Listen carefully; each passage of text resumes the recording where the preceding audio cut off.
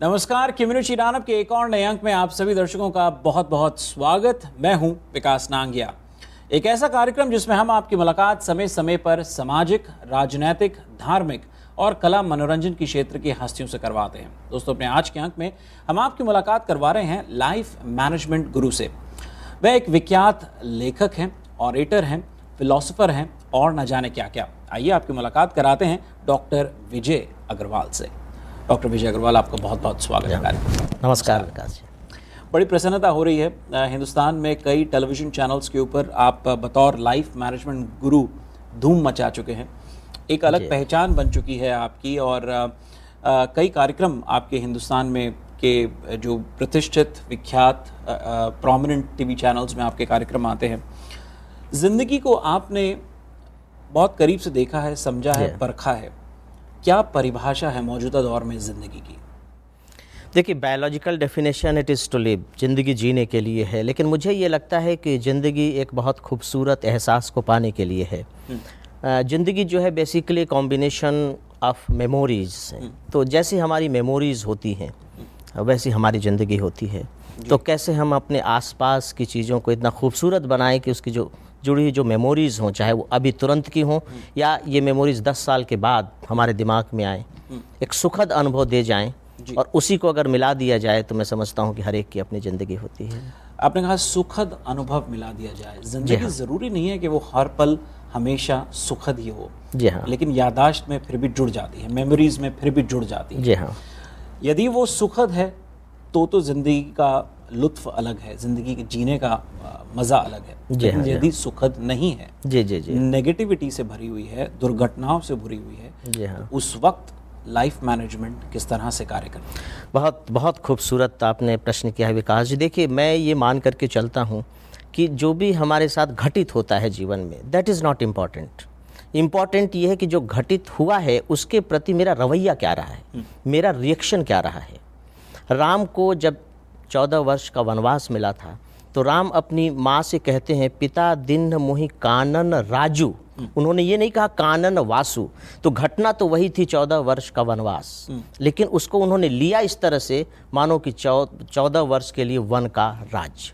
तो incidents are not important, our reaction is important. तो मुझे ये लगता है, और मैं बताऊं कि बहुत ईमानदारी के साथ लगता है, कि घटनाएं चाहे जैसी भी हों, नो डाउट जीवन में अच्छी ही घटनाएं नहीं होंगी, बुरी भी होती हैं, लेकिन हम अपने रिएक्शन को एडजस्ट करके, चेंज करके, जो मेरे अपने हाथ में है, घटनाएं मेरे हाथ में नहीं है लेकिन उसके प्रति प्रतिक्रिया व्यक्त करना तो मेरे हाथ में है जी। और मैं उसको एक पॉजिटिव तरीके से लेकर के डेफिनेटली सुखद अनुभूति में बदल सकता हूं। और मैं समझता हूं कि यही लाइफ मैनेजमेंट का एक बहुत ज़बरदस्त हिस्सा है। जी, लाइफ मैनेजमेंट की बात आपने कही और ये टर्म जो है कहीं ना कहीं बड़ा फिलोसॉफिकल लगता है जी। कहीं ना कहीं ऐसा लगता है कि लाइफ मैनेजमेंट, आपने कई इस विषय पर कई पुस्तकें, कई किताबें आपने लिखी हैं और वो कई मतलब उनको कई बार सराहा गया है।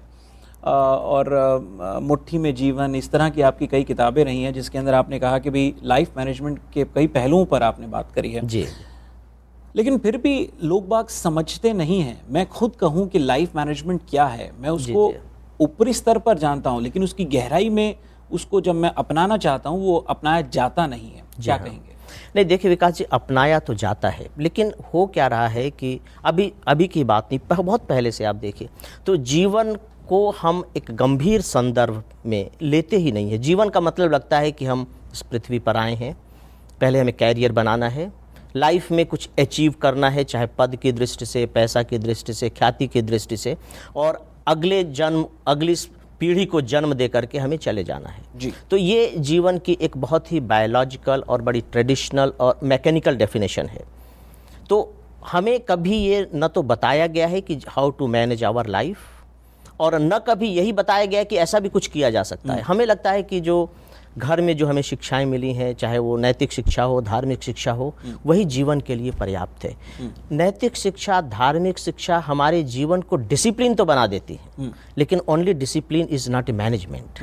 क्योंकि आप समय पर ऑफिस आइए, समय पर चले जाइए, अपना काम कीजिए, that is not a management. Management तो यह है कि आप कैसे कम से कम समय में ज़्यादा से ज़्यादा आउटपुट दे सकते जी, हैं। बिल्कुल। दैट इज़ द रियल जी। मैनेजमेंट। तो ये जीवन निश्चित है 60 साल, 70 साल, 75 साल, तो हम इसमें इतने कम से कम समय में कैसे ज़्यादा से ज़्यादा कर सकते हैं, और not only in terms, mundane terms, बल्कि उसके बहुत ही डिफरेंट आयाम हैं। तो उन सब चीज़ों को आप कैसे साधेंगे? पर्सनल लाइफ है, प्रोफेशनल लाइफ है, सोशल लाइफ है, इन सब चीज़ों के बीच में आप कैसे तालमेल बिठाएंगे? जी, तो क्या कहेंगे लाइफ मैनेजमेंट टूल्स क्या क्या हैं? देखिए, लाइफ मैनेजमेंट टूल्स अगर सही पूछे तो मैं मूल रूप से दो चीज़ों को मानता हूँ। अगर ह्यूमन बीइंग के रूप में कहें, हमारा लॉजिक पार्ट ऑफ लाइफ है and second is emotional part of life. इन दोनों के बीच में हम कैसे बैलेंस बनाएं? एक प्रैक्टिकल और एक इमोशनल। जी। तो इनके बीच में, जैसे हमारी फैमिली है वो एक इमोशनल पार्ट ऑफ लाइफ है ना। हमारा जो प्रोफेशनल जीवन है, जो मैं काम कर रहा हूँ, I am engineer, doctor, MBA, whatever I may be, तो ये मेरा प्रोफेशनल पार्ट है। जी। इन दोनों के बीच में मैं कैसे बहुत अच्छे से तालमेल बिठा सकूं। और मुझे ये लगता है कि अगर इसमें हम तालमेल बिठा लेते हैं, सही तरीके से तालमेल बिठा लेते हैं, तो इस तालमेल के बीच से ही एक तीसरी और बड़ी अद्भुत चीज़ निकलती है, that I would like to call is a spiritual part. वहीं से स्पिरिचुअल पार्ट आती है। जी। तो जब ये तीनों चीज़ें हमारे सामने दिखाई देने लगती हैं, तब मैं समझता हूँ कि now we have been able to manage our life well. Ji.